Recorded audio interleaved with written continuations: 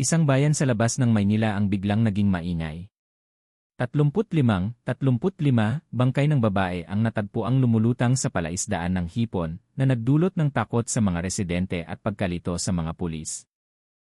Sa simula, inakala na ito ay gawa ng isang sindikato ng human trafficking, ngunit ang investigasyon ay nagturo sa isang magandang salesladi ng kotse na kilala sa pagiging palakaibigan at kaakit-akit. Sino nga ba siya at bakit lahat ng biktima ay nagtapos sa ganitong kalunos-lunos na paraan sa bayan na yon?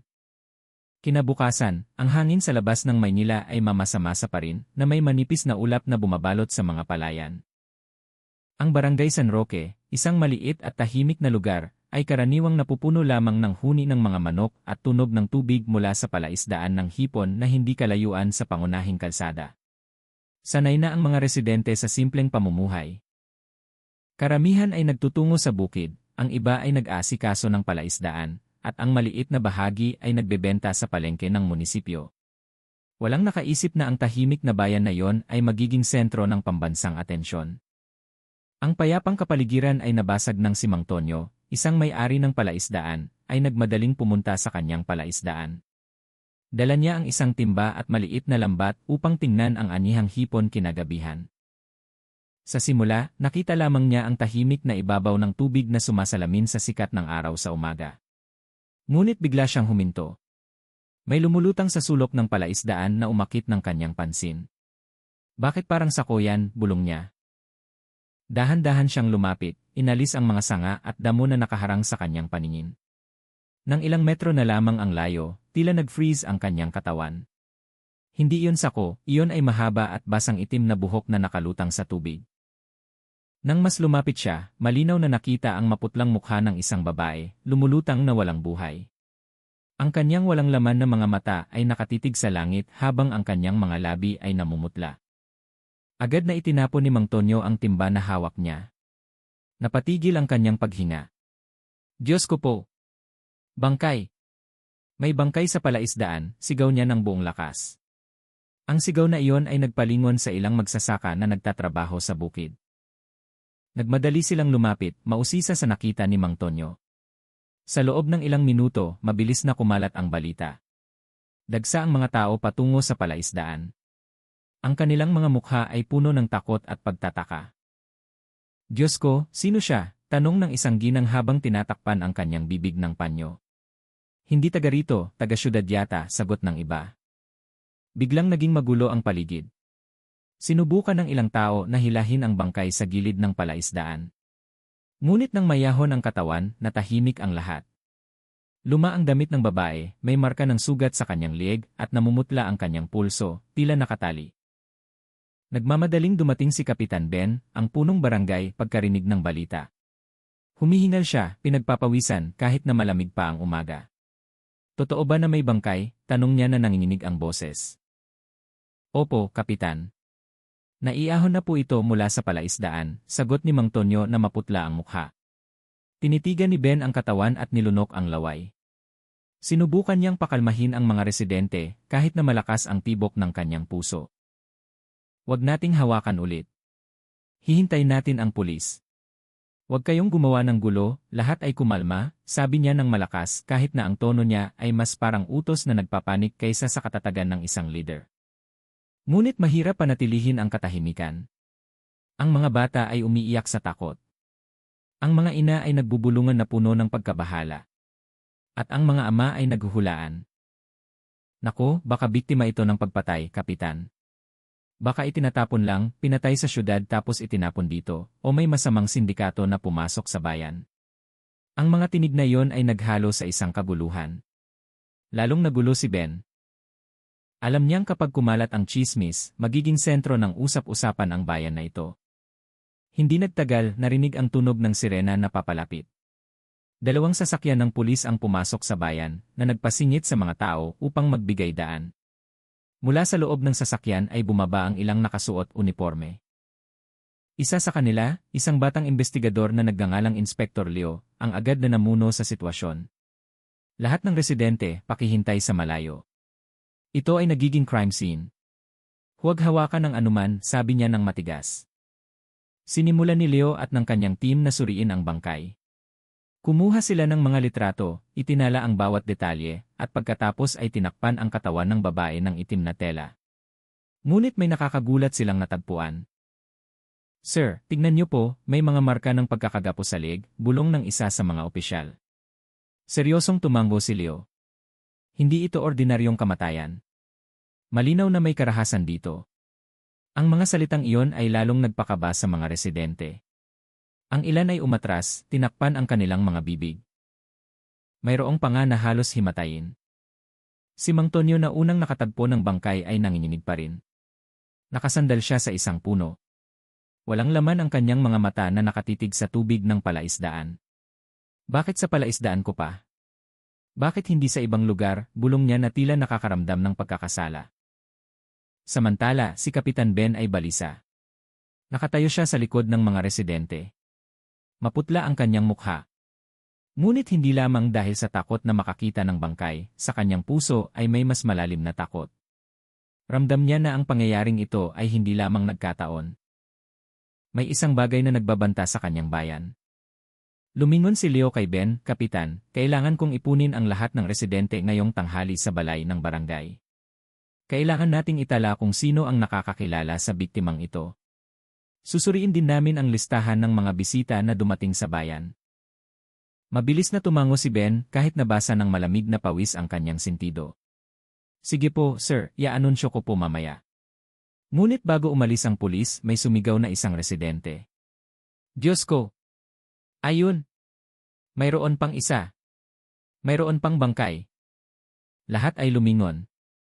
Sa kabilang dulo ng palaisdaan ay nagsimulang lumitaw sa ibabaw ang katawan ng isa pang babae. Nakalutang ang kanyang buhok. Ang kanyang katawan ay dahan-dahang itinulak ng agos ng tubig patungo sa gilid. Ang kapaligiran na naunang nakapangingilabot ay lalong naging magulo. Nagkaroon ng hysterikal na sigawan. Ang ilan ay bumagsak pa nga sa sahig. Agad na nagbigay ng senya si Leo. Mabilis! I-secure ang kabilang dulo ng palaisdaan. Kailangan nating tiyakin kung ilan ang bilang. Sa araw na yon, opisyal na nawala ang kapayapaan ng Barangay San Roque. Mula sa palaisdaan ng hipon na karaniwang pinagmumulan lamang ng kabuhayan, ngayon ay lumalabas ang mga bangkay. Walang nakakaalam kung ilan pa ang lilitaw. Isang bagay lamang ang sigurado, ang maliit na bayan na yon ay naging saksi sa simula ng isang madilim na misteryo na magpapagulo sa buong syudad ng Maynila. Sa tanghaling iyon, napuno ng residente ang balay ng Barangay San Roque. Ang matinding init ay nagpapakapal sa hangin, dagdag pa ang magulong kapaligiran matapos matagpuan ang mga bangkay sa palaisdaan. Nagkumpol-kumpol ang mga tao. Ang ilan ay nakaupo sa mga kahoy na silya, ang iba ay nakatayo habang nagbubulungan. Malinaw na nakikita ang takot sa kanilang mga mukha. Sa harapan ng silid, nakatayo si Inspektor Leo na may matatag na tindig. Seryoso ang kanyang mukha. Ang kanyang mga mata ay sumisiyasat sa bawat isa. Sa kanyang tabi, balisa si Kapitan Ben umaagos ang pawis sa kanyang sentido kahit na mabilis na umiikot ang bentilador sa itaas ng kanyang ulo. Mga residente ng San Roque, malinaw na narinig ang boses ni Leo. Nakakita kami hindi lang isa, kundi mahigit 2 bangkay sa palaisdaan kaninang umaga. May posibilidad na madagdagan ang bilang dahil ang aming team ay nagsasagawa pa rin ng paghahanap. Biglang naging maingay ang silid, ang tunog ng maliliit na sigawan ay nahalo sa bulungan ng pagkabahala. Isang ginang na nakatalukbong ang agad na umiyak, na tila iniisip na isa sa mga biktima ay maaaring miyembro ng kanyang pamilya. Kumalma muna, sigaw ni Leo habang itinaas ang kanyang kamay. Kailangan namin ang kooperasyon ng lahat. Kung may nakakakilala sa biktima o nakakita ng kahina-hinalang dayuhan sa bayan na ito, agad na mag-ulat. Umuubo si Ben, sinusubukang mamuno. Mga kapatid, kailangan nating manatiling nagkakaisa. Huwag maniwala sa mga issue o chismis. Hayaan nating magtrabaho ang pulis. Ngunit ang tono ng kanyang boses ay tila mahina, mas parang pakiusap na may takot kaysa sa isang nakakapagpakalma. Bago pa man humupa ang kapaligiran, nagmamadaling pumasok ang isang pulis. Maputla ang kanyang mukha, humihingal. Bumulong siya kay Leo, ngunit narinig ng lahat ang bahagi ng kanyang mga salita. Sir, mayroon pa. Nakakita kami ng 5 karagdagang bangkay sa timog na bahagi ng palaisdaan. Agad na gumalaw ang silid. Ang ilan ay agad na tumayo, ang iba ay sumigaw na histerikal. Diyos ko, 5 pa, umalinggaw ang boses ng isang ama. Ipinikit ni Leo ang kanyang mga mata saglit at pagkatapos ay tinitigan ang mga residente ng matigas. Hinihiling ko sa inyo na huwag lumapit sa palaisdaan. Hayaan niyong magtrabaho ang aming team. Ulitin ko, huwag kayong lumapit. Ngunit mabilis nang kumalat ang balita. Ang maliit na bayan ay biglang napuno ng mga tagalabas. Dumating ang mga mamamahayag mula sa pambansang telebisyon na may malalaking kamera, kinukunan ang bawat sulok ng bayan. Ang mga karagdagang sasakyan ng pulis ay nakahanay sa kalsadang lupa na karaniwang tahimik. Ang mga sirena ay umalinggaw sa araw at gabi na nagpaparamdam sa bayan na parang isang lugar ng digmaan. Breaking news, 35 bangkay ng babae, natagpo ang lumulutang sa palaisdaan ng hipon sa labas ng Maynila. Umalinggaw ang boses ng reporter ng telebisyon mula sa radyo ng mga residente. Ang bawat isa na nakarinig nito ay nagtinginan lamang na may takot sa mukha. Samantala, sa mga kabahayan ay lalong lumalaki ang takot. Ipinagbabawal ng mga magulang ang kanilang mga anak na babae na lumabas ng bahay. Mas maaga nang nagsasara ang mga tindahan. Maging ang mga kalsada ng bayan na karaniwang abala bago dumilim ay biglang naging tahimik na parang isang patay na bayan. Sa gitna ng kaguluhan na yon, lumitaw si Aling Rosie na may ngiting palakaibigan. Ang batang babae na may mahabang itim na buhok ay mukhang elegante sa kanyang asul na blazer, dala ang folder na puno ng brochure ng kotse. Magaan siyang lumakad sa gitna ng maraming tao, tila hindi nababahala sa kaguluhan na nagaganap. Magandang tanghali po, ma'am. Kung kailangan niyo ng sasakyan para sa pamilya. Ngayon po may special promo na mababang hulog, sabi niya na may matamis na tono sa isang ginang na nakatayo sa harap ng bahay. Tinitigan ng ginang si Aling Rosie na may pagkalito at pagkatapos ay nagmadaling umiling. Hindi, ineng. Ngayon hindi ito panahon para pag-usapan ang kotse. Bahagyang umiti si Aling Rosie. Ang kanyang mga mata ay nakatitig sa bayan na nababalutan ng takot. Sa likod ng kanyang ngiti ay may isang bagay na hindi mabasa. Matatalim ang kanyang tingin, tila nagbibilang ng isang bagay sa kanyang isip. Pagkatapos ay lumakad siya, iniiwan ang ginang na nalilito. Samantala sa balay ng barangay, tinawag ni Leo si Ben sa kanyang silid. Nag-usat sila ng harapan. Kapitan Ben, magpakatotoo tayo. Hindi simple ang kasong ito. 35 bangkay, lahat babae. Hindi ito bagay na pwedeng baliwalain. Ang bayan niyo ay maaaring maging lokasyon ng pinakamalaking krimen na naranasan ko. Yumuko si Ben, nanginginig ang kanyang mga kamay. Ako wala akong alam, sir. Nagulat din ako. Tahimik ang bayan na ito. Matamang tinitigan siya ni Leo. Ngunit ang nakakapagtaka, ang ilan sa mga biktima ay nakita sa paligid dito ilang oras na ang nakalipas. Ibig sabihin, may dahilan sila para pumunta sa San Roque. Inaalam namin, ngunit gusto kong magpakatotoo. Narinig mo na ba ang tungkol sa isang grupo o dayuhan na madalas pumapasok sa bayan? Nilunok ni Ben ang laway, bumalik ang mga alaala ng nakaraan sa kanyang isip, ang peking kooperatiba, ang panloloko, ang mga taong dating sangkot, ngunit pinigilan niya ang kanyang sarili. Hindi po, sir. Sa pagkakaalam ko, wala. Bumuntong hininga si Leo. Sige, pero kung makakita ako ng ebidensya na iba, babalik ako para tanungin ito. Ang pag-uusap na yon ay nag-iwan ng tensyon sa hangin. Lumabas si Ben na maputla ang mukha, habang lalong kumbinsido si Leo na may malaking lihim na itinatago ang bayan na ito. Kinagabihan, matagumpay na nakuha ng team ng pulis ang lahat ng bangkay sa lupa. Ang huling bilang ay 35 katawan ng babae na nasa kalunos-lunos na kalagayan. Hindi sila magkakakilala ngunit mayroong hindi malinaw na pattern. Karamihan ay nasa edad 20 hanggang 40. Ang mga sugat sa kanilang katawan ay nagpapahiwatig ng malupit na pagtrato bago sila itapon sa palaisdaan.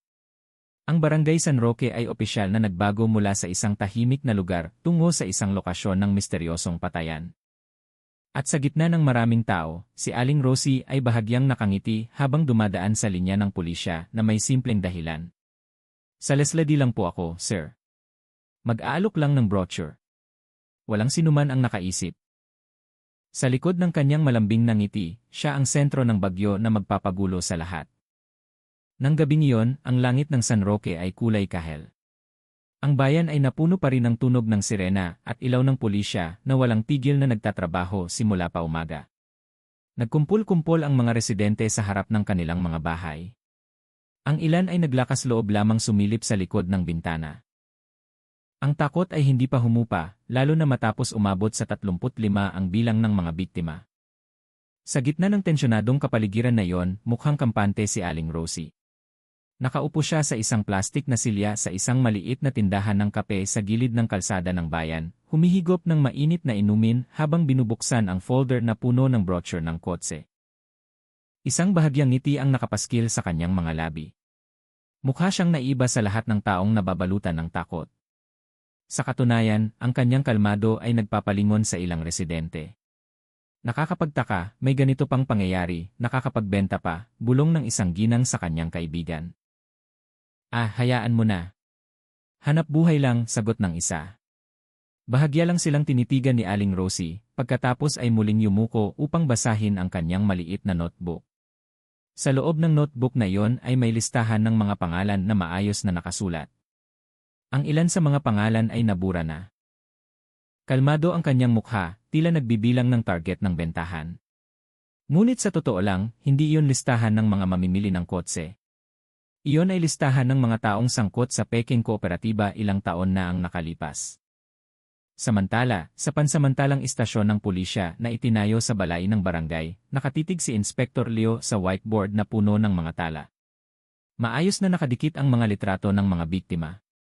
Sa ilalim ng bawat litrato ay may impormasyon tungkol sa edad, tirahan, at huling nakita. May pattern dito, sabi ni Leo habang itinuturo ang ilang litrato. 3 huling biktima ang nakitang nakikipag-usap sa isang babae. Tinawag siyang sa lesladi ng kotse. Ang pangalan niya ay Aling Rosie. Sumingit ang isang miyembro ng team. Nakahanap din kami ng brochure ng kotse sa bag ng isa sa mga biktima, sir, may numero ng telepono. Ngunit nang sundan namin. Ang numerong iyon ay pag-aari ng isang opisyal na kumpanya. Kinatok-katok ni Leo ang kanyang mesa gamit ang kanyang daliri. Interesante. Kaya talagang sa lesladi siya. Ngunit bakit maraming biktima ang konektado sa kanya? Lalong gumagabi. Sa kanyang bahay, balisa si Kapitan Ben na nakatanggap ng tawag mula sa isang kamag-anak sa syudad. Ben, nakita ko ang balita tungkol sa bayan mo sa telebisyon. 35 bangkay. Ano ba talaga ang nangyari dyan? Ang boses sa kabilang linya ay tila nagpapanik. Maikli lang ang sagot ni Ben, hindi ko rin alam, pero natatakot ako na hindi ito nagkataon. Ibinaba niya ang telepono na nanginginig ang mga kamay. Sa kanyang puso, batid ni Ben na hindi ganap na dayuhan ang mga biktima. Ang ilang pangalan ay pamilyar. Sila ang mga babae na may kaugnayan sa kooperatiba na dating itinatad niya. Ang lihim na matagal niyang inilibing ay dahan-dahang lumalabas. Sa kabilang dulo ng bayan, nagtrabaho ulit si Aling Rosie. Kumatok siya sa pintuan ng isang bahay. Isang ginoong lumabas, maingat ang mukha. Magandang gabi po, sir. Ako po si Rosie, sa lesladi ng kotse mula sa Maynila. Baka po kailangan niyo ng sasakyan para sa negosyo, tanong niya ng malumanay. Mabilis na umiling ang Ginoo. Patawad, ineng. Maraming nangyayari. Hindi ako interesado. Ngumiti si Aling Rosie at pagkatapos ay inabot ang brochure. Okay lang po, sir. Kung kailangan niyo sa anumang oras, tawagan lang po ang numerong ito. Pagkatapos magsara ang pinto, lumakad si Aling Rosie na may walang laman na tingin. Hindi niya talaga nais magbenta ng kotse. Gusto lamang niyang tiyakin na ang pangalan sa kanyang listahan ay nananatili pa rin sa bayan na iyon. Nang gabing iyon, nagpasya si Leo na tawagin si Aling Rosie sa istasyon ng pulisya upang kunan ng pahayag. Dumating si Aling Rosie na may ngiting palakaibigan, nakasuot ng puting blusa at itim na palda. Kalmado ang kanyang mukha, maayos na nakasuklay ang kanyang buhok. Magandang gabi po, Sir Police. Ano po ang maitutulong ko? Magalang niyang bati. Tinitigan siya ni Leo ng maigi. Binibini Rosie, may ilang residente na nagsasabing madalas kanilang nakikitang kasama ng mga biktima. Maaari mo bang ipaliwanag? Matamis na ngumiti si Aling Rosie. Siguro po dahil sa trabaho ko, sir. Madalas po akong maglibot-libot upang mag-alok ng kotse. Kung may interesado, syempre nakikipag-usap po ako sa kanila. Ngunit tungkol sa nakakatakot na pangyayaring iyon, wala po talaga akong alam.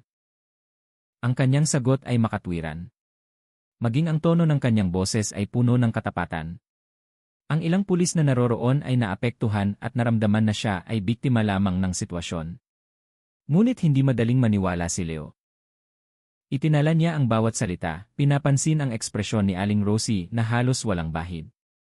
Pagkatapos nagpaalam si Aling Rosie. Yumuko siya ng magalang at pagkatapos ay lumakad palabas. Ngunit habang dumadaan siya sa pinto, nakita ni Leo ang isang bahagyang ngiti sa kanyang mukha. Isang ngiti na hindi katulad ng kanyang palakaibigang ngiti kanina. Ito ay mas parang nakatagong kasiyahan. Sa labas, saglit na huminto si Aling Rosie, nakatitig sa direksyon ng palaisdaan na ngayon ay binabantayan ng mahigpit. Ang mga ilaw ng pulisya ay nagpapakislap sa ibabaw ng tubig. Huminga siya ng malalim at pagkatapos ay bumulong sa kanyang sarili. Hindi pa lahat. Mayroon pa rin kailangang magbayad ng kasalanan. Lumakad si Aling Rosie, iniiwan ang misteryosong anino na lalong nagpatibay sa hinala ni Leo. Hindi pa alam ng Barangay San Roque na ang magandang babae na laging nakangiti ay naghahabi ng kanyang mga hibla ng paghihiganti, isa-isa. Ang gabi sa Barangay San Roque ay tahimik na tahimik, tanging ang tunog ng kuliglig ang naririnig mula sa likod ng mga palumpong. Sa maliit na inuupahan niyang bahay, nakaupo si Aling Rosie mag-isa sa harap ng salamin. Nabura na ang kanyang make-up.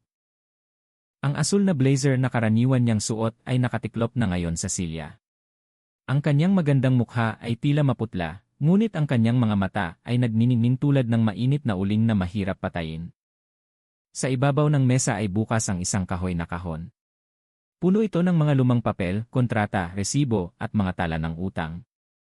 Lahat ay galing sa Peking Kooperatiba na dating nag-operate sa bayan na ito. Nanginginig ang kanyang mga kamay nang hawakan niya ang isang dilaw na papel. Nakasulat dito ang pangalan ng kanyang ina, si Aling Cora. Ipinikit ni Aling Rosie ang kanyang mga mata at bumalik ang masasakit na alaala. Ilang taon na ang nakalipas. Siya ay isang dalagitang simple lamang ang buhay kasama ang kanyang ina. Matagal nang umalis ang kanyang ama kaya si Aling Cora ang tanging bumubuhay sa kanila. Kahit na nagtitinda lamang ng maliliit na pagkain, kilala ang kanyang ina sa pagiging pasensyosa at mapagmahal. Ang ngiti ni Aling Cora ay laging naroon para sa kanyang anak. Ngunit nagbago ang lahat nang dumating ang kooperatiba na pinamumunuan ng ilang tagabayan, kasama na ang batang si Kapitan Ben na nag-alok ng pangarap. Nangako sila ng malaking tubo sa mga residente na gustong mag-ipon at mamuhunan. Si Aling Cora, na inosente at naniwala sa matatamis na pangako, ay ibinigay ang lahat ng kanyang ipon. Umutang pa nga siya sa kapitbahay para lang makapaglagay ng mas marami. Manalig po kayo, Ining. Sa isang taon lang po, doble na ang pera nyo, sabi noon ni Ben na may nakakakumbinsi na tono. Si Aling Rosie na nasa kabataan pa lang ay naghinala na, ngunit tumanggi ang kanyang ina na makinig. Anak, ito ay para sa iyong kinabukasan. Makakabili tayo ng bahay, makakapag-aral ka pa ng mas mataas. Naniniwala ako na ito ang solusyon. Ngunit hindi kaginhawaan ang dumating, kundi kalamidad. Ilang buwan pagkatapos, biglang nalugi ang kooperatiba. Lahat ng pera ay nawala at ang mga taong namamahala nito ay naglaho. Naiwan si Aling Cora na may malaking utang na hindi niya kayang bayaran. Ang mga sumunod na araw ay naging impyerno. Sinisingil ng mga residente ang utang ng malupit. Ang ilan ay nagbabanta pa nga. Nakita lang ni Aling Rosie ang kanyang ina na umiiyak gabi-gabi. Lalo siyang pumayat. Dahan-dahang nawala ang kanyang kagustuhang mabuhay. Isang gabi, nang umuwi si Aling Rosie mula sa paaralan, nakita niya ang kanyang ina na nakabitin sa kwarto. Isang panyo ang nakagapos sa liig ni Aling Cora. Wala na siyang buhay. Bumagsak ang mundo ni Aling Rosie sa sandaling iyon. Ang kanyang pag-iyak at sigaw ay umalingaw-ngaw ng gabing iyon, ngunit walang dumating upang tumulong. Masabala ang mga residente sa pag-aasikaso ng kanilang sariling pagkalugi. Maging si Kapitan Ben na noon ay isa sa mga opisyal ng kooperatiba, ay hindi man lang humingi ng tawad o nagbigay ng paliwanag. Muling iminulat ni Aling Rosie ang kanyang mga mata. Lumabas ang luha ngunit agad niyang pinunasan ng marahas. Inay, magbabayad silang lahat, bulong niya. Mula sa madilim na gabing iyon, sumumpa si Aling Rosie na ang kanyang buhay ay para lamang sa isang bagay. Gumanti. Nagsikap siya upang muling itayo ang kanyang buhay. Ang kanyang talino ay naging sandata. Natuto siyang magsalita ng matamis, magaling sa negosasyon, hanggang sa makapasok siya sa isang malaking kumpanya ng sasakyan. Ang trabaho bilang saleslady ay nagbigay sa kanya ng kalayaang maglibot-libot at gayon din ang perpektong paraan upang lapitan ang kanyang mga target. Sa Barangay San Roque, hindi lang siya dumating para magbenta ng kotse, dumating siya dala ang listahan ng mga kasalanan. Isa-isa, ang mga babae na dating miyembro ng kooperatiba o ang mga kasangkot sa pagkasira ng kanyang ina ay nasa ilalim na ngayon ng kanyang kapangyarihan. Ang brochure ng kotse ay isa lamang maskara. Sa likod ng kanyang ngiti ay may mas malupit na intensyon. Samantala sa istasyon ng pulisya, nakaupo si Inspektor Leo, nakatingin sa mga papeles. Nakakita siya ng bagong anomalya. Mula sa 35 biktima, karamihan ay may kasaysayan ng pagkakaugnay sa isang lokal na kooperatiba na nalugi ilang taon na ang nakalipas. Itinugma niya ang mga pangalan sa board, isa-isa, hanggang sa lumitaw ang isang pangalan na pareho. Kapitan Ben. Kumunot ang noo ni Leo. Bakit lahat ay tumuturo sa punong barangay, bulong niya. Hindi pa niya napagtatanto na ang isa pang koneksyon ay nakakabit din kay Aling Rosie, ang batang babae na dating biktima. Sa kanyang bahay, hindi rin makatulog si Kapitan Ben, ang mga alaala ng mga babaeng dati niyang niloko ay isa-isang lumalabas. Silang lahat ay patay na ngayon. Ramdam niya na ang kanilang mga kaluluwa ay naniningil. Lalong lumalim ang kanyang takot dahil alam niya kung sino ang nabubuhay pa at maaaring susunod na target, siya mismo. Tinitigan ni Ben ang bintana, nakita ang madilim na ilaw ng bayan. Sino ang gumagawa nito? Posible kayang buhay pa ang isa sa kanila, bulong niya. Hindi niya namalayan na sa labas ay naglalakad si Aling Rosie sa kalsada ng bayan. Ang kanyang anino ay nalunok ng liwanag ng buwan. Hawak niya ang isang kumikinang na susi ng kotse. Nakangiti ang kanyang mga labi. Ngunit hindi iyon ngiti ng isang saleslady. Iyon ay ngiti ng isang tagapagpatupad na naghihintay sa susunod na pagkakataon. Ang umaga sa Barangay San Roque ay tila mas mabigat kaysa karaniwan. Sumikat ang araw tulad ng dati, ngunit ang kalooban ng mga residente ay nababalutan pa rin ng takot matapos ang pagkakadiskubre ng sunod-sunod na bangkay sa palaisdaan ng hipon. Wala nang tawanan ng mga bata sa kalsada at pinili ng mga may bahay na magkulong sa loob ng bahay. Sa istasyon ng pulisya, nakaupo si Inspektor Leo na may tensyonadong mukha. Ang investigative board sa kanyang harapan ay puno ng ayon ng mga markang marker, pulang linya na nag-ugnay sa mga litrato ng biktima, pati na rin ang mga lumang artikulo tungkol sa naluging kooperatiba ng bayan. Kapitan Ben, bulong niya habang nakatingin sa litrato ng punong barangay. Ang lahat ng ito ay tila bumalik sa nakaraan. Nagsindi si Leo ng sigarilyo, huminga ng malalim, at pagkatapos ay bumuga ng usok na may inis. Alam niyang may madilim na nakaraan ang punong barangay. Ngunit walang direktang ebidensya na mag-ugnay kay Ben sa sunod-sunod na pagpatay na ito. Ang mas nakakagulo sa kanyang isip ay ang isa pang katotohanan. Halos lahat ng biktima ay mga babae na dating miyembro ng kooperatiba. Kung ganito, ang salarin ay siguradong may matinding galit. Ngunit sino, isip ni Leo? Ipinikit niya ang kanyang mga mata saglit at pagkatapos ay naalala ang figura ni Aling Rosie. Ang magandang babae ay ilang beses na nakita ng mga saksi na nakikipag-usap sa ilang biktima bago sila nawala. Kilala si Aling Rosie bilang isang saleslady ng kotse na mahusay makisama at palakaibigan, ngunit may isang bagay na kakaiba. Sinubukan ni Leo na alalahanin ang tingin ni Aling Rosie nang una silang magkita. May isang bagay na malamig kahit na nababalutan ng matamis ng ngiti. Sa kabilang dako, nasa isang maliit na kapehan sa labas ng syudad si Aling Rosie. Nakaupo siya sa sulok ng silid, kasama ang kanyang laptop at isang tasa ng itim na kape. Mabilis ang kanyang mga kamay sa pagbubukas ng isang lihim na folder na naglalaman ng mga pangalan ng mga babae mula sa dating kooperatiba. Ang ilang pangalan ay binura na niya ng pulang tinta. Sila ang mga biktima na ngayon ay lumulutang sa palaisdaan ng hipon. Huminto ang kanyang mga mata sa isang pangalan, si Aling Vicky. Si Aling Vicky ang ina't yaman ng kooperatiba noon. Isang babae na kilala sa husay niyang magsalita, ngunit siya rin ang pinakatuso. Siya ang kumolekta ng mga ipon ng mga residente, kasama na ang kanyang ina, at pagkatapos ay ibinigay kay Kapitan Ben at sa kanyang grupo. Naaalala pa ni Aling Rosie kung paano naniwala ang kanyang ina kay Aling Vicky, tinawag pa nga siyang matalik na kaibigan. Aling Vicky, bulong ni Aling Rosie, hinimas ang pangalan.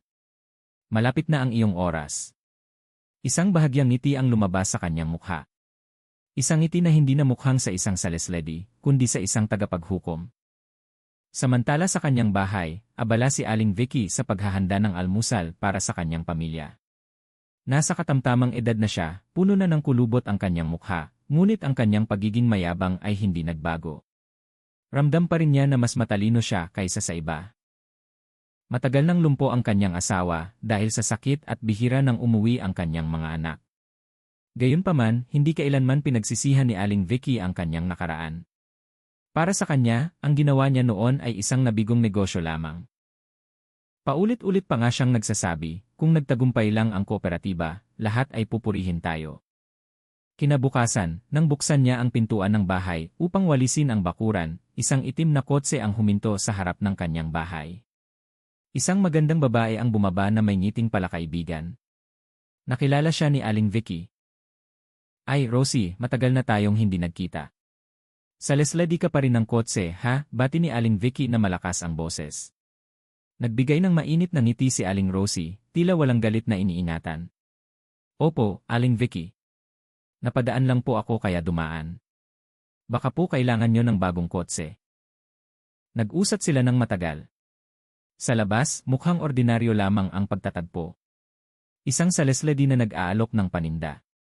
Ngunit sa likod ng ngiti ni Aling Rosie ay may tingin na puno ng galit na hindi nakita ni Aling Vicky.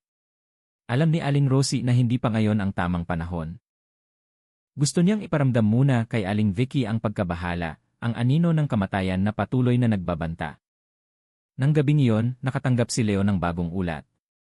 Isang residente ang nag-ulat na may itim na kotse na madalas humihinto malapit sa bahay ni Aling Vicky. Agad na itinala ni Leo ang plate number. Ang kotse na ito ay kay Aling Rosie, bulong niya.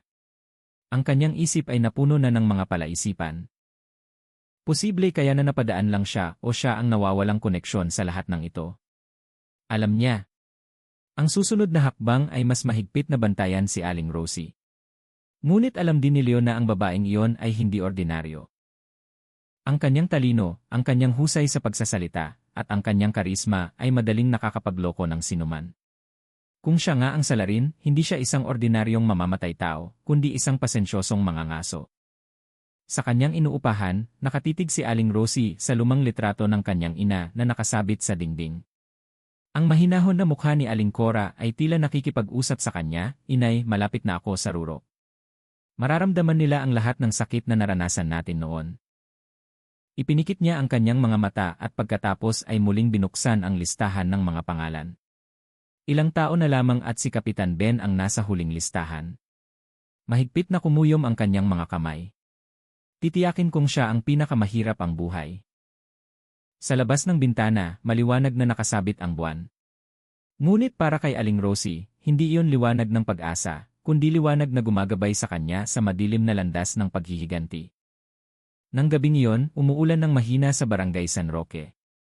Maputik ang mga kalsada, madilim ang mga ilaw ng kalsada, at ang kapaligiran ay nakapangingilabot, tila may itinatago. Sa loob ng kanyang maliit na inuupahan, nakaupo si Aling Rosie sa harap ng mesa, nagsusulat ng isang bagay sa itim na notebook. Maayos ang kanyang sulat kamay, ngunit ang bawat titik ay tila isang kutsilyo na humihiwa sa papel. Ang pangalan na isinulat niya ng gabing iyon ay si Aling Vicky. Alam ni Aling Rosie na malapit na ang oras. Kailangan ni Aling Vicky na maramdaman ang parehong takot na naramdaman ng kanyang ina noon. Ngunit hindi siya ang tipo ng tao na nagmamadali. Gusto niyang iparamdam kay Aling Vicky ang pagbabanta bago tuluyang tapusin ang buhay ng babae. Kinuha ni Aling Rosie ang isang puting sobre na naglalaman ng photocopy ng lumang resibo mula sa kooperatiba. Malinaw na nakasulat dito ang pangalan ni Aling Vicky bilang ina't yaman na tumanggap ng mga ipon. Bahagya siyang ngumiti at pagkatapos ay inilagay ang sobre sa isang malinaw na plastik na bag. Bukas ng umaga, ito ay ipapadala sa harap ng kanyang pintuan, bulong niya. Sa bahay ni Aling Vicky, kabaligtaran ang kapaligiran, puno ng pagkabahala. Simula nang dumating si Aling Rosie ilang araw na ang nakalipas, ramdam ni Aling Vicky na may kakaiba. Masyadong matamis ang ngiti ni Aling Rosie, masyadong matalim ang kanyang tingin. Nang gabing iyon, hirap pa nga siyang matulog, ang kanyang mga mata ay patuloy na nakatingin sa bintana na tila may nagbabantay. Kinabukasan, nang buksan niya ang pintuan, nakita ni Aling Vicky ang isang plastik na bag na nakahiga sa sahig. Nanginginig ang kanyang mga kamay, binuksan niya ito. Nang makita niya ang nilalaman, agad siyang nanghina. Ito ang lumang resibo. Bakit narito ito? Ang kanyang boses ay naging paos, maputla ang kanyang mukha. Nagmadaling isinara ni Aling Vicky ang pinto at pagkatapos ay itinago ang plastik sa drawer ng mesa. Alam niya ng eksakto kung ano ang ibig sabihin nito. Ang kanyang nakaraan ay bumalik upang manakot. Samantala, inatasan na ni Inspector Leo ang dalawa niyang tauhan na bantayan ang bawat galaw ni Aling Rosie. Mula sa mga ulat na natanggap, ilang beses huminto ang itim na kotse ni Aling Rosie malapit sa bahay ni Aling Vicky. Bumuntong hininga si Leo. Masyadong malinaw ang pattern. Nilalapitan niya ang biktima bago sila matagpo ang patay.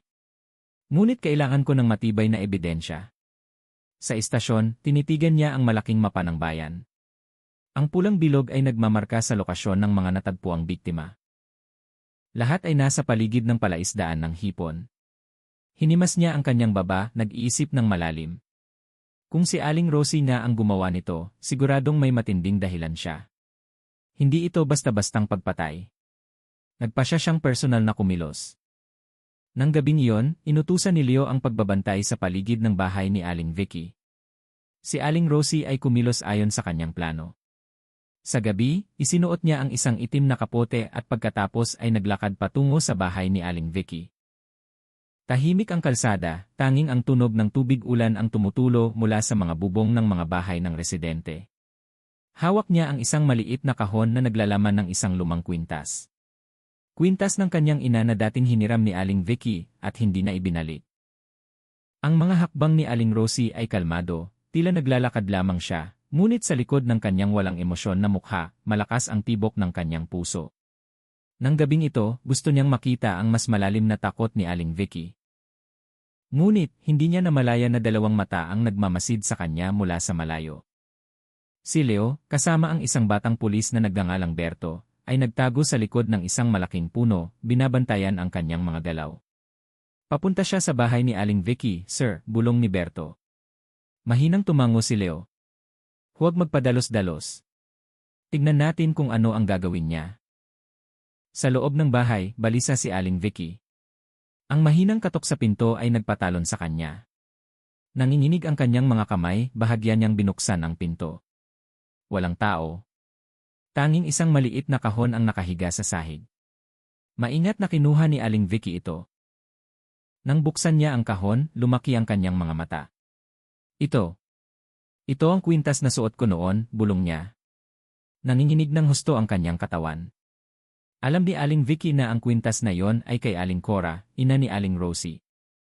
Agad na bumalik ang kanyang mga alaala sa nakaraan nang walang pakialam niyang kinuha ang kwintas bilang garantiya sa ipon sa kooperatiba at hindi niya na ibinalik dahil lang sa nalugi ang kooperatiba. Hindi niya alam. Nabasag ang kanyang boses, umagos ang luha ni Aling Vicky. Sa unang pagkakataon sa kanyang buhay, naramdaman niya na malapit na ang kanyang kamatayan. Mula sa malayo, nasaksihan ni Aling Rosie mula sa dilim kung paano bumagsak si Aling Vicky, niyakap ang kahon habang umiiyak, isang malamig na ngiti ang nakapaskil sa mukha ni Aling Rosie. Para sa kanya, ang makita ang takot na iyon ay isang kasiyahan, ngunit nang siya ay lumingon, huminto ang kanyang mga hakbang. "Rosie Premswari," malakas na boses ang narinig sa kanyang likod. Dahan-dahang lumingon si Aling Rosie. Sa kanyang harapan ay nakatayo si Inspector Leo, matalim ang tingin, puno ng hinala. Sa kanyang tabi, handa si Berto na may maliwanag na flashlight. Ngumiti si Aling Rosie ng kalmado kahit na mabilis ang tibok ng kanyang puso. "Ay, Sir Leo. Nagkataon lang. Napadaan lang ako para tingnan-tingnan." "Bakit po?" sabi niya ng malumanay. Tinitigan siya ni Leo ng matagal. Ramdam niya na may itinatago ang babaeng ito. Ngunit nang walang matibay na ebidensya, hindi niya ito maaaring agad na akusahan. Nagkataon ha, inulit ni Leo ang mga salita, walang emosyon ang kanyang boses. O sadyang dumating ka rito? Hindi sumagot si Aling Rosie. Bahagya lamang siyang umiti at pagkatapos ay lumakad ng kalmado. Bumuntong hininga si Leo. Sinundan niya ang mga hakbang ni Aling Rosie hanggang sa mawala ito sa likod ng ulan. Sa kanyang puso, alam niya na hindi ito nagkataon. Ang babaeng iyon ay nagtatago ng isang malaking lihim at simula ng gabing iyon, sumumpa si Leo na hahanapin niya ang katotohanan, anumang panganib ang kapalit. Ang umaga na iyon ay bumalot sa barangay San Roque ng manipis na ulap. Ayaw umungol ng mga ibon, tila nakikiramay sa takot na bumabalot sa mga residente. Sa kanyang bahay, nakaupo si Aling Vicky sa kahoy na silya, nakatitig sa maliit na kahon na naglalaman ng kwintas ng yumaong si Aling Cora. Nanginginig ang kanyang mga kamay, namumula ang kanyang mga mata dahil sa magdamag na walang tulog. Mula nang lumitaw ang kahon sa harap ng kanyang pintuan, ang buhay ni Aling Vicky ay tila nasa bingit ng bangin.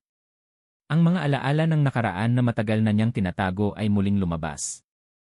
Naaalala niya ng malinaw kung paano niya pinilit si Aling Cora noon na ibigay ang kwintas bilang garantiya. Natuwa pa nga siya nang tinangkang bawiin ng kawawang babae ang kwintas na pamana ng kanyang asawa. Kung gusto mo ang kwintas na yan pabalik, mag-ipon ka pa ng mas marami. Kung hindi, isipin mo na lang na pag-ari ito ng kooperatiba. Ganoon ang sinabi ni Aling Vicky noon. Ngayon, ang mga salitang iyon ay bumabalik sa kanya. Sa kabilang dako ng bayan, si Aling Rosie ay handa na sa kanyang perpektong hitsura. Puting blazer, maayos na nakasuklay ang buhok, isang nakakaakit na ngiti na karaniwang nakakapagpaakit sa mga prospective na mamimili ng kotse. Ngunit sa araw na yon, wala siyang planong magbenta ng anuman. Dala niya ang isang maliit na notebook na naglalaman ng lumang talaan ng utang ni Aling Cora, kumpleto sa lagda ni Aling Vicky bilang ingat-yaman. Tinitigan ni Aling Rosie ang kanyang sarili sa salamin. Ngayon, magsisimula kang masira, Aling Vicky, bulong niya. Alam niyang kailangan niyang maging mas maingat. Kagabi ay personal na siyang nakipagkita kay Inspector Leo. Ibig sabihin, mas mahigpit na ang pagbabantay sa kanya, ngunit hindi natakot si Aling Rosie. Matagal na niyang hinihintay ang araw na ito. Samantala, nakaupo si Leo sa istasyon ng pulisya na may mabigat na mukha. Ang ulat mula sa kanyang mga tauhan ay nagpakita ng bagong anomalya. Nang gabing nakita si Aling Rosie sa harap ng bahay ni Aling Vicky, 2 oras pagkatapos ay narinig ang hindi pangkaraniwang pag-iyak ni Aling Vicky.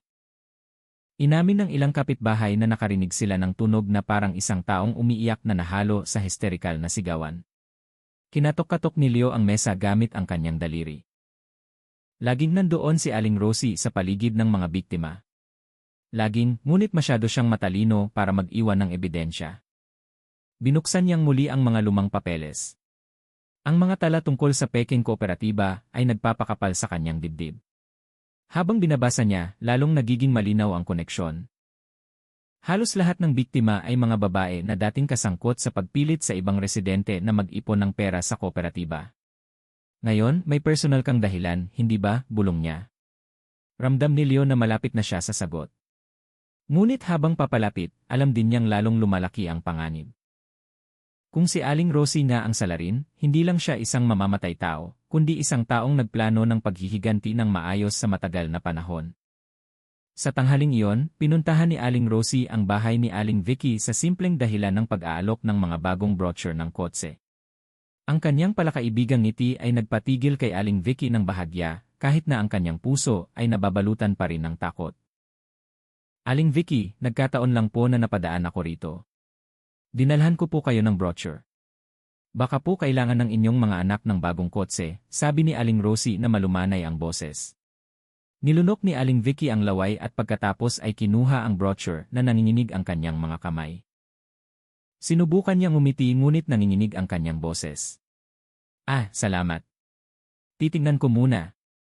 Pinansin ni Aling Rosie ang maputlang mukha ni Aling Vicky at pagkatapos ay bahagyang lumapit. Mukha po kayong pagod. Okay lang po ba kayo o may bumabagabag sa inyo? Ang tanong na iyon ay nagpatahimik kay Aling Vicky. Malakas ang tibok ng kanyang puso. Gusto niyang sumigaw na alam niyang binabantayan siya ni Aling Rosie, ngunit ang kanyang dila ay nanigas. Bahagyang umiti si Aling Rosie at pagkatapos ay bumulong ng mahina. Halos hindi marinig. Ang nakaraan ay hindi kailanman ganap na nawawala, Aling Vicky. Laging bumabalik ito. Nagulat si Aling Vicky. Agad na maputla ang kanyang mukha. Nagpaalam ng magalang si Aling Rosie at pagkatapos ay lumakad. Nang gabing iyon, hindi makatulog si Aling Vicky. Ramdam niya na ang bawat anino sa sulok ng bahay ay ang figura ni Aling Cora na naniningil. Narinig niya ang mahinang bulungan. Ang boses ng isang babae na umiiyak. Pagkatapos ay ang tunog ng pintuan na bumubukas kahit walang hangin. Umalis ka! Huwag mo akong gambalain, sigaw ni Aling Vicky na histerikal na nagpagising sa ilang kapitbahay. Si Leo, na inutusan ng pulis na magbantay sa paligid ng bahay ni Aling Vicky, ay agad na dumating sa lokasyon. Nakita niya si Aling Vicky na nakaupo sa sahig. Basa ng luha ang kanyang mukha. Mahigpit niyang niyakap ang lumang kwintas. Aling Vicky, ano ang nangyari? Tanong ni Leo. Tinitigan siya ni Aling Vicky na walang laman ang mga mata. Siya ang dumating. Alam niya ang lahat. Hinawakan ni Leo ang balikat ni Aling Vicky. Sino ang dumating? Sino ang tinutukoy mo? Ngunit umiyak lamang si Aling Vicky at hindi sumagot. Tinitigan ni Leo ang paligid at pagkatapos ay napadpad ang kanyang tingin sa brochure ng kotse na nakahiga sa mesa. Sa sulok ng brochure ay may maliit na sulat kamay. Minsan ang buhay ay kailangang magbayad ng lumang utang. Malakas ang tibok ng puso ni Leo. Alam niyang hindi lang iyon ordinaryong tala, iyon ay isang nakatagong mensahe mula kay Aling Rosie. Sa kanyang inuupahan, kalmadong nakaupo si Aling Rosie, nagmamarka ng isa pang pangalan sa kanyang itim na listahan. Manipis ang kanyang ngiti, malamig at puno ng katiyakan. Sandali na lang, Aling Vicky. Bawat gabi ay magpapahirap sa iyo na huminga. At kapag dumating ang oras, susunod ka sa iba, bulong niya. Sa labas ay muling umuulan ng malakas, tila nakikiramay ang langit sa madilim na katarungan na dahan-dahang nagaganap. Ang gabi sa Barangay San Roque ay tila mas tahimik kaysa karaniwan. Tanging ang tunog ng kuliglig ang naririnig, paminsan-minsan ay napuputol ng tahol ng aso mula sa malayo. Ngunit ang katahimikan na iyon ay tila peke. Dahil sa likod ng mga pintuan ng mga bahay ng residente, ang mga usapan tungkol sa pagkakadiskubre ng dose-dosenang bangkay sa palaisdaan ng hipon ay patuloy na umalingaw-ngaw. Walang residente ang nangahas lumabas mag-isa. Ang takot ay kumalat na tila ang hangin ay puno ng amoy ng kamatayan. Sa istasyon ng pulisya ng Sibiru, nakaupo si Chief Investigator Jose, nakatitig sa malaking board na puno ng mga litrato ng biktima. Ang mga mukha ng mga babae ay nakangiti sa lumang frame ng litrato. Ngunit ngayon silang lahat ay iniwan lamang ang malamig na katawan na lumulutang na walang buhay. Sa kanyang tabi, abala si Police Officer Karen sa pagtatype ng ulat habang paminsan-minsan ay bumubuntong hininga. May pattern na hindi natin maaaring baliwalain, sabi ni Jose na may matatag na tono. Lahat ng biktima na ito, Karen, ay may kasaysayan ng pagkakaugnay sa kooperatiba ng Pag-asa. Hindi iyon nagkataon. Tumango si Karen at pagkatapos ay inikot ang kanyang silya upang humarap kay Jose. Ngunit ang kooperatiba na iyon ay matagal nang nalugi, sir. Ano ang kaugnayan nito sa kaso ngayon? Doon mismo ang misteryo, sagot ni Jose habang matalim na tinitigan ang investigative board. Naniniwala ako na may matagal ng galit na muling nilalaro at sa tingin ko, hindi ito isang malaking kriminal na sindikato tulad ng iniisip natin. Sa kabilang dako, si Aling Rosie, ang salesledi ng kotse na kilala sa pagiging palakaibigan at mahusay makisama, ay nakatayo sa harap ng salamin sa kanyang kwarto.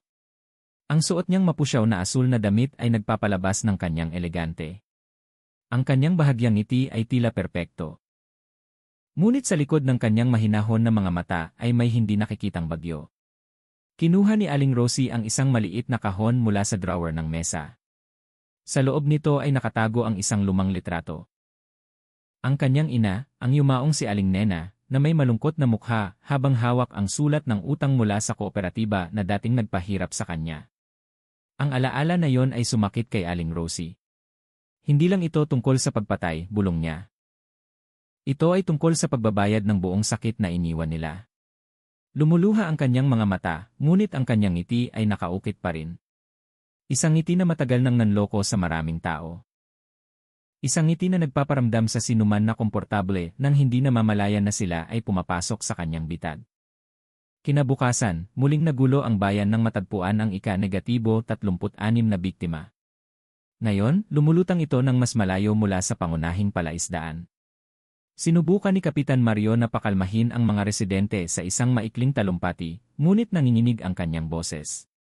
Hindi kasing lakas ng dati. Manalig kayo, ang mga otoridad ay nagsasagawa ng aksyon.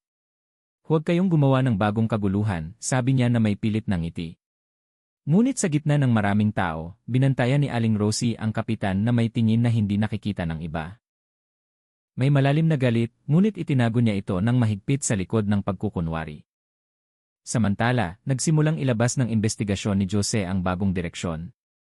Pinuntahan niya ang lumang archive ng kooperatiba na natagpuan sa bodega ng tanggapan ng bayan.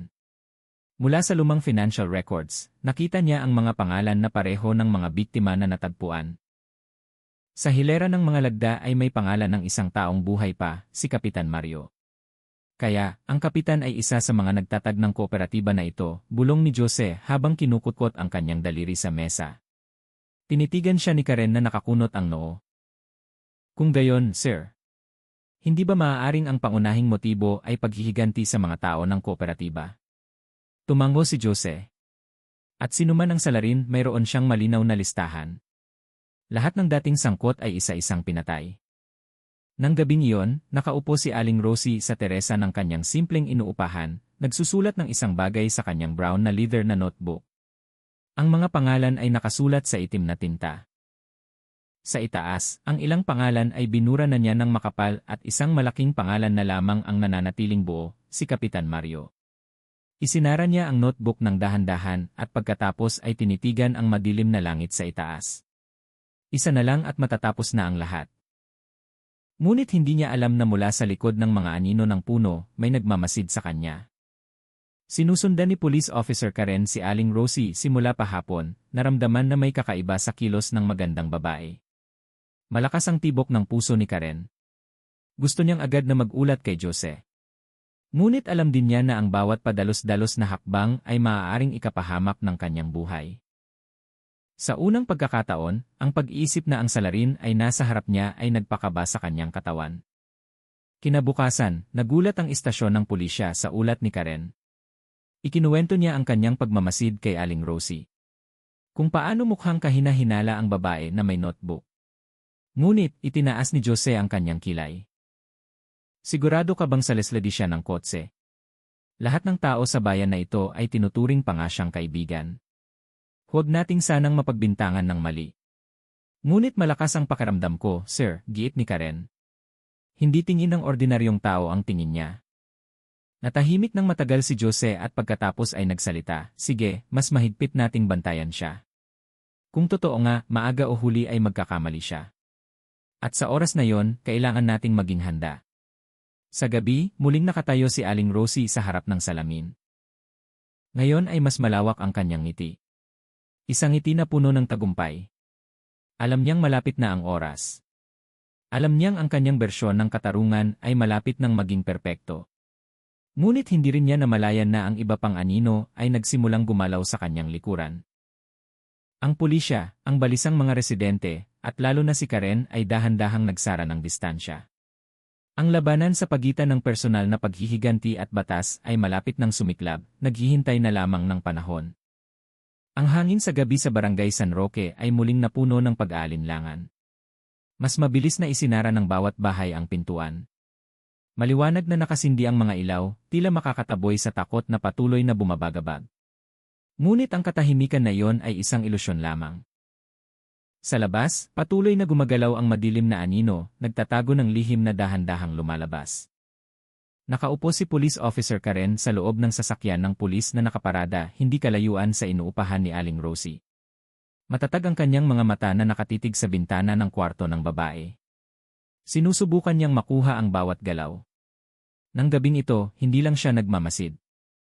Gusto niyang tiyakin na totoo ang intuwisyon na matagal nang bumabagabag sa kanya. Isinindi ni Karen ang isang maliit na voice recorder sa kanyang bulsa. Kung siya nga ang salarin, bulong niya, kailangan kong makakuha ng ebidensya ngayong gabi.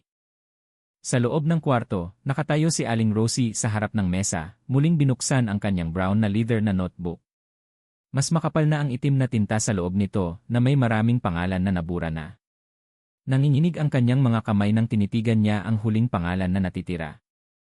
Kapitan Mario, matatapos na ang lahat pagkatapos nito, sabi niya ng mahina. Matatalim ang kanyang tingin, puno ng determinasyon, ngunit may kaunting luha rin na tumulo. Hawak niya ang litrato ng kanyang ina, si Aling Nena, na dating nagpakamatay dahil sa utang sa kooperatiba. Inay, ang lahat ng ito ay para sa iyo. Isinara ni Aling Rosie ang notebook at pagkatapos ay inilagay ito sa isang maliit na bag. Mabilis siyang nagpalit ng damit, ngayon ay nakasuot ng mahabang itim na kapote at patag na sapatos na hindi gumagawa ng ingay. Bahagya ang kanyang ngiti, ngunit ang kanyang puso ay puno ng apoy. Nakita ni Karen na nakamasid mula sa labas na namatay ang ilaw ng kwarto. Agad na nagtigas ang kanyang katawan, lumabas siya, bulong niya. Tama nga, ilang minuto pagkatapos ay dahan-dahang bumukas ang pintuan ng inuupahan. Lumabas si Aling Rosie, maingat ang kanyang galaw, halos tulad ng isang anino na sumisiksik. Yumuko si Karen at pagkatapos ay dahan-dahang pinaandar ang kanyang sasakyan. Kailangan niyang sumunod ng hindi nakikita. Naglakad si Aling Rosie sa tahimik na daanan patungo sa balay ng barangay. Matatag ang kanyang mga hakbang, tila may malinaw na layunin. Hinawakan ni Karen ang kanyang hininga habang pinapanatili ang distansya. Ngunit habang papalayo sila, isang kakaibang pakiramdam ang nagsimulang sumiksik sa kanyang isip. May isang bagay na hindi karaniwan sa paraan ng paglakad ni Aling Rosie. Hindi tulad ng isang taong takot, kundi isang taong alam na alam ang ginagawa niya. Sa balay ng barangay, nag-iisa si Kapitan Mario sa kanyang opisina. Malamig na pawis ang bumasa sa kanyang sentido. Kahit na mabilis na umiikot ang bentilador, nakatanggap siya ng balita mula sa pulisya na posibleng may kaugnayan ang kaso ng mga bangkay sa palaisdaan sa kooperatiba na dating itinatad niya. Kung makahanap talaga sila ng ebidensya, bulong niya. Tapos na ako. Biglang narinig ang tunog ng mga hakbang sa harap ng pinto. Agad na nagtigas si Mario. Tumayo siya, sinubukan niyang pakalmahin ang kanyang sarili at pagkatapos ay binuksan ang pinto. Sa kanyang harapan ay nakatayo si Aling Rosie na may bahagyang ngiti. Isang ngiti na para sa ordinaryong tao ay mukhang palakaibigan, ngunit para kay Mario ay tila nagbabanta. Magandang gabi, Kapitan, sabi ni Aling Rosie na malumanay ang boses. Rosie, ano ang ginagawa mo dito ng gabing ito? Sinubukan ni Mario na itago ang kanyang pagkapanik. Pumasok si Aling Rosie nang hindi hinihingi.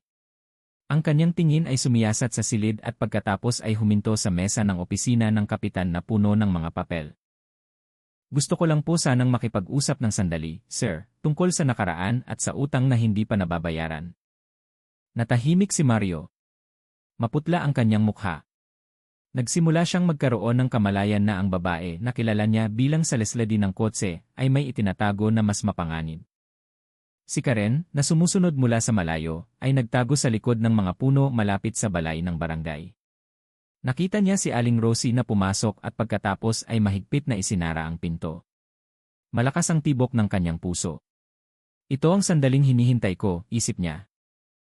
Inactivate niya ang kanyang voice recorder at dahan-dahang lumapit sa butas ng bintana. Narinig niya ang mahinang pag-uusap. Anong ibig mong sabihin? Utang. Ang boses ni Mario ay tila kinakabahan.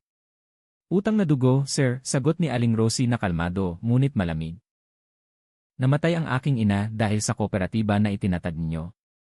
Ang lahat ng babae na kasangkot sa panloloko na yon ay natapos ko na. Ikaw na lang, ang utak, nagtigas ang katawan ni Karen. Ang mga salitang iyon ay malinaw na nagpapatunay sa lahat ng kanyang hinala. Si Aling Rosie ang utak sa likod ng karumal-dumal na pagpatay na yon. Sa loob ng silid, umatras si Mario ng isang hakbang, puno ng pawis ang kanyang mukha. Baliw ka. Matagal nang nangyari yon. Huwag mo na akong idamay. Bahagyang umiti si Aling Rosie at pagkatapos ay binuksan ang kanyang bag. Kinuha niya ang isang maliit na kutsilyo na kumikinang sa ilaw ng ilawan. Walang salitang matagal na sa galit, sir. Mananatiling sariwa ang lahat ng sugat hanggang sa mabayaran ng buo. Sinubukan ni Mario na sumigaw, ngunit mas mabilis si Aling Rosie na tinakpan ang kanyang bibig gamit ang kanyang kamay. Sa mahina ngunit puno ng banta na boses, bumulong siya, ngayong gabi sasama ka sa kanila sa palaisdaan. Alam ni Karen na hindi lang siya maaaring manahimik. Huminga siya ng malalim at pagkatapos ay malakas na sinipa ang pintuan ng balay ng barangay. Pulis! Bitawan mo ang kutsilyo na iyan, Rosie. Nagulat si Aling Rosie, ngunit nanatiling malamig ang kanyang ekspresyon. Dahan-dahan siyang lumingon at nakita si Karen na nakatayo na may baril na nakatutok sa kanya. Ay, Police Officer Karen. Rosie, bahagyang ngumiti. Sa wakas, alam mo na rin, ngunit sigurado ka bang mapipigilan mo ang isang taong naghahanap lamang ng katarungan? Kinuyom ni Karen ang kanyang ngipin. Hindi iyon katarungan.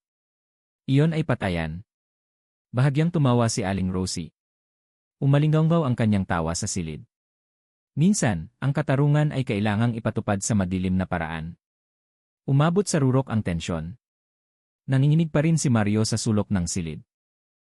Hawak ni Karen ang kanyang hininga gamit ang kanyang baril at nakatayo si Aling Rosie ng tuwid na may hawak na kutsilyo. Nang gabing iyon sa tahimik na balay ng barangay, ang anino ng paghihiganti at batas ay sa wakas nagtagpo. Ngunit sino ang mananalo? Ang tensyon sa balay ng barangay ng gabing iyon ay napakakapal. Tila huminto ang pag-ikot ng hangin. Nakatayo si Karen na may baril na nakatutok.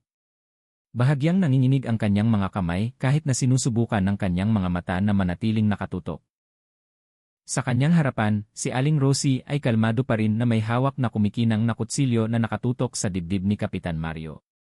Ibitawan mo ang kutsilyo na iyan, Rosie, sigaw ni Karen ng malakas. Ngunit sa halip na sumunod, bahagyang tumawa si Aling Rosie. Mahina ang kanyang tawa, ngunit sumusugat tulad ng matalim na sibat.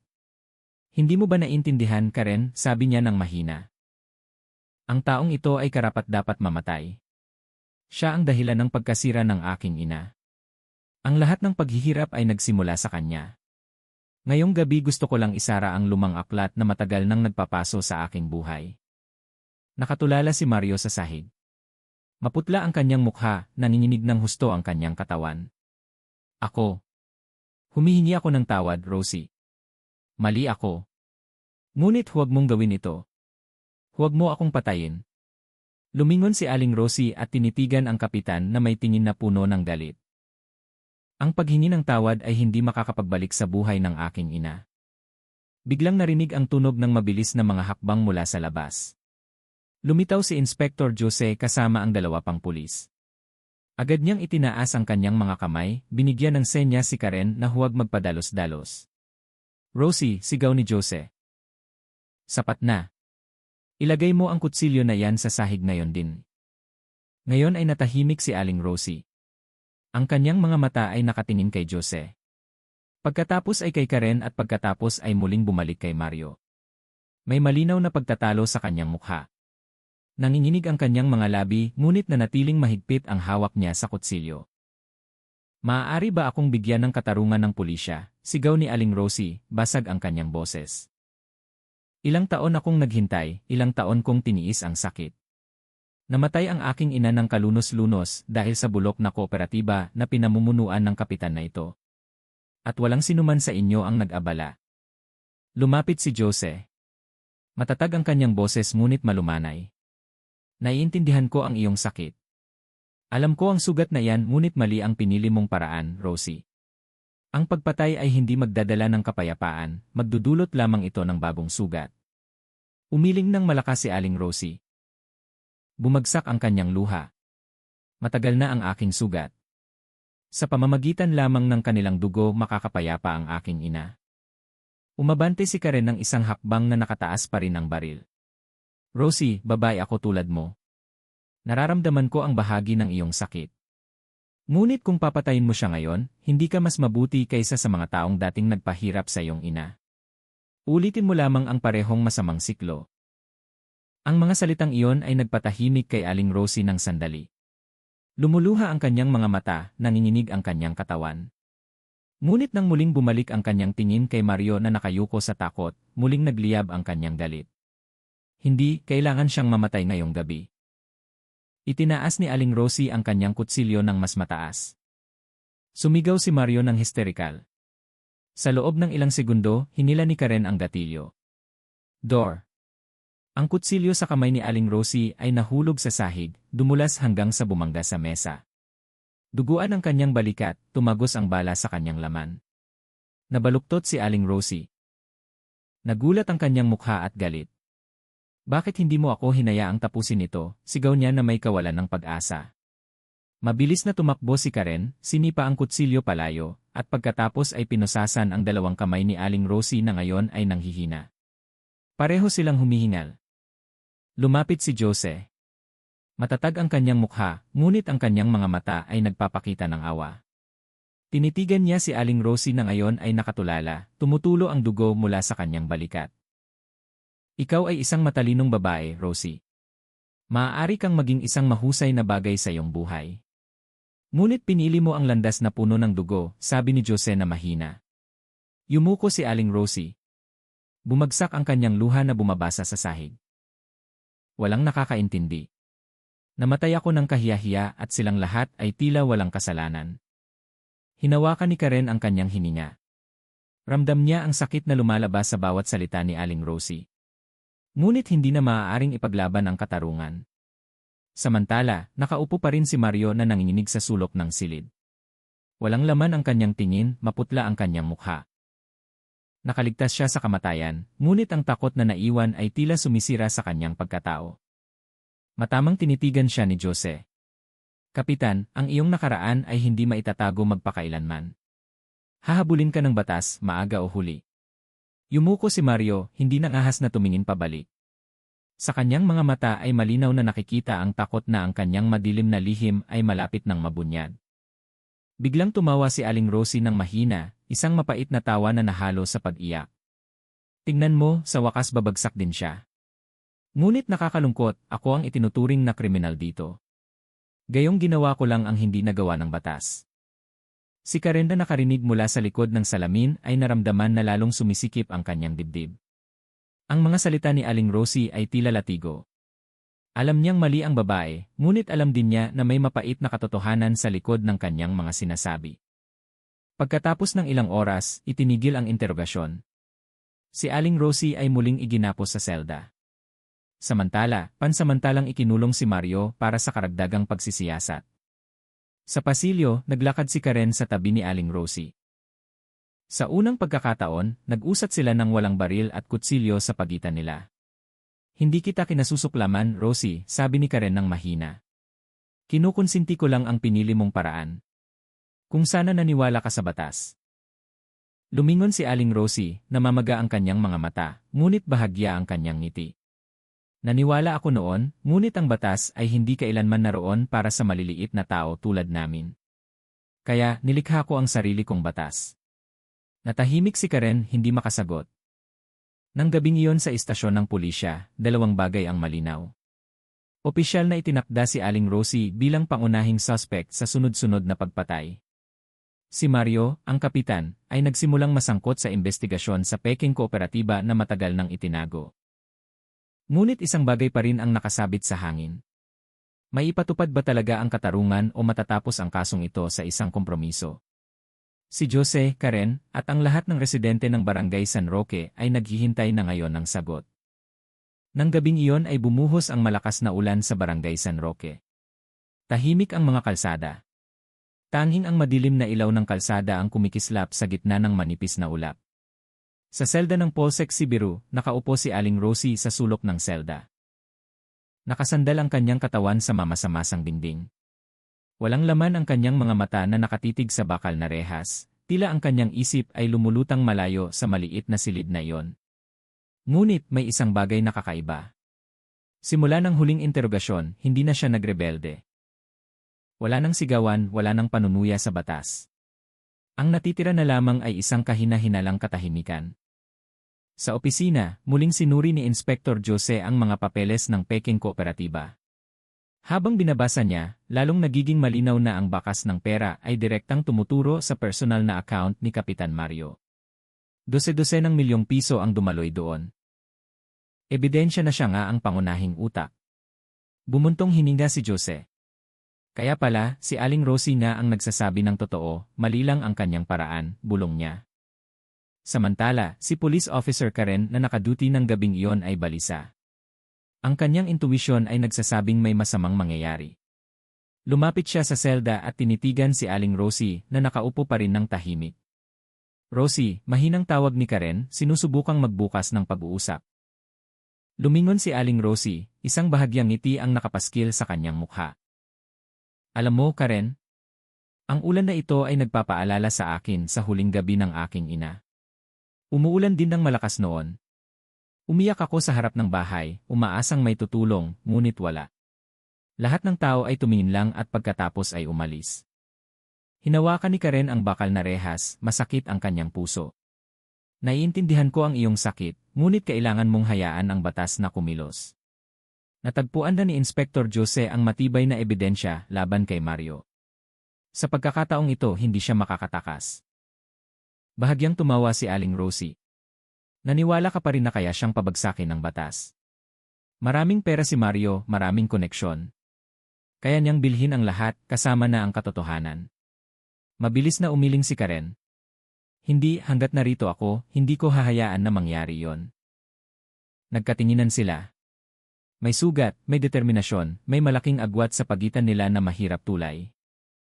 Sa ibang lugar, si Mario na pansamantalang nakakulong sa isang espesyal na silid ay balisang-balisa, pawis na pawis ang kanyang mukha. Alam niyang ang ebidensya na natagpuan ni Jose ay maaaring sumira sa kanyang karera at buhay. Ang takot ay nagtulak sa kanya na maging desperado. Isiniksik niya ang isang maliit na kutsilyo na sa kung paano ay nagawa niyang itago nang siya ay suriin. Hindi nila ako maaaring kaladkarin. Hindi maaari, bulong niya sa kanyang sarili. Nang pumasok ang isa sa mga opisyal upang suriin, biglang inatake ni Mario. Naging magulo ang kapaligiran. Bumagsak ang opisyal at mabilis na tumakas si Mario mula sa selda, dumaan sa makipot na pasilyo na liko-liko. Umalinggaw ang alarm. Nagsyalisan ang mga pulis. Agad na tumakbo si Karen sa direksyon ng ingay. Ano ang nangyari? Sigaw niya. Tumakas si Mario, sagot ng isang opisyal. Napatigil si Karen, agad na lumingon sa selda ni Aling Rosie. Nakatayo na ngayon ang babae. Kalmado ang kanyang mukha. Tila hinihintay ang sandaling ito. Sinabi ko na ba, umalinggaw ang boses ni Aling Rosie. Hindi siya kayang pigilan ng batas. Magiging malaya siya.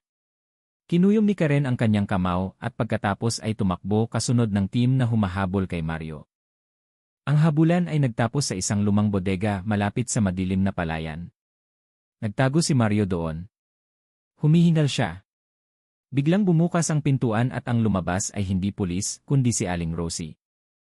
Sa kung paano ay nagawa niyang makalabas ng selda. Siguro dahil sa kaguluhan kanina, nagulat si Mario. Ikaw.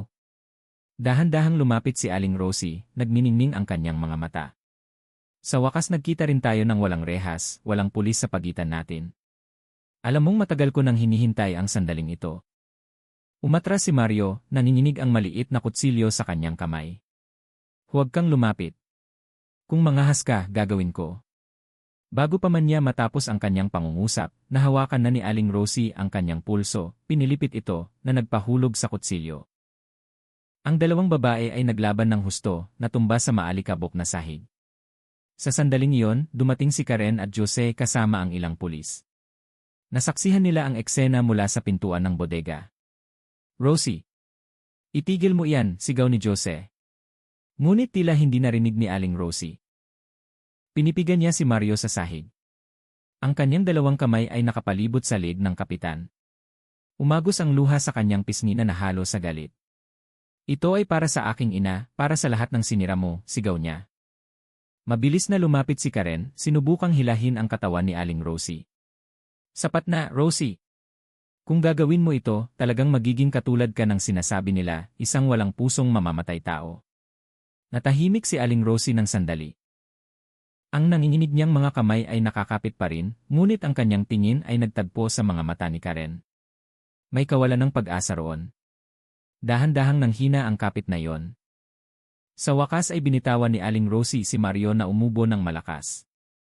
Agad na niyakap ni Karen si Aling Rosie ng mahigpit, tila pinipigilan siya na muling madala sa galit. Nagbigay ng senya si Jose sa kanyang mga tauhan upang arestuhin si Mario. Sa pagkakataong ito, sapat na ang ebidensya at mga saksi upang ikulong siya. Samantala, iginapo si Aling Rosie pabalik. Puno ng luha ang kanyang mukha. Ngunit may isang bagay na kakaiba. Sa unang pagkakataon ay mukha siyang guminhawa. Hindi ko siya pinatay, bulong niya kay Karen. Baka ipagmamalaki ako ng aking ina dahil sa wakas huminto ako. Tumango si Karen habang hawak ang kanyang kamay. Pinili mo ang tamang landas. Nagtapos ang gabing iyon sa dalawang pag-aresto. Opisyal na itinakda si Kapitan Mario bilang pangunahing suspect sa kaso ng kooperatiba. Si Aling Rosie Premswari ay sinampahan pa rin ng kaso sa sunod-sunod na pagpatay, ngunit may tala na isinuko niya ang kanyang sarili nang hindi pinapatay ang kanyang huling kaaway. Sa likod ng lahat ng ito, sa wakas ay nakita ng Barangay San Roque ang katarungan na matagal nang nawawala. Kahit na dumating ito sa isang paraan na puno ng dugo, luha, at sugat.